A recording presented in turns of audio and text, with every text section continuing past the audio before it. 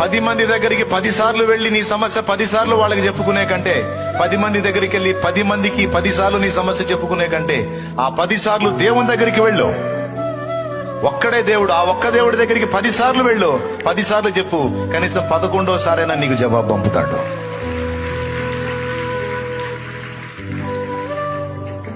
10 మందికి నువ్వు చెప్పినప్పుడు 10 మంది నలుగురిలో నిన్ను ఆరడిపరుస్తారు, నవ్వులు పాలు చేస్తారు, ఎవ్వరూ కనికరించరు.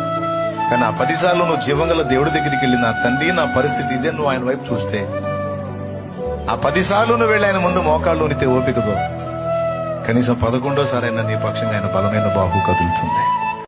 10 మంది దగ్గరికి 10 సార్లు వెళ్లి నీ సమస్య 10 సార్లు వాళ్ళకి చెప్పుకునే కంటే, 10 మంది దగ్గరికి వెళ్ళి 10 మందికి 10 సార్లు నీ సమస్య చెప్పుకునే కంటే, ఆ 10 సార్లు దేవుని దగ్గరికి వెళ్ళు. ఒక్కడే దేవుడు, ఆ ఒక్క దేవుడి దగ్గరికి 10 సార్లు వెళ్ళు.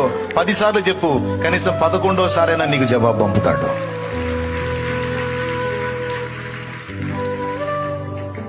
10 మందికి నువ్వు చెప్పినప్పుడు 10 మంది నలుగురిలో నిన్ను ఆరడిపరుస్తారు, నవ్వులు పాలు చేస్తారు, ఎవ్వరూ కనికరించరు. కానీ ఆ 10 సార్లు నువ్వు జీవంగల దేవుడి దగ్గరికి వెళ్ళి, నా తండ్రి నా పరిస్థితి ఇదే, నువ్వు ఆయన వైపు చూస్తే, ఆ 10 సార్లు నువ్వు వెళ్ళి ఆయన ముందు మోకాళ్ళు ఉనితే ఓపికతో, కనీసం 11వ సారైనా నీ పక్షంగా ఆయన బలమైన బాహు కదులుతుంది.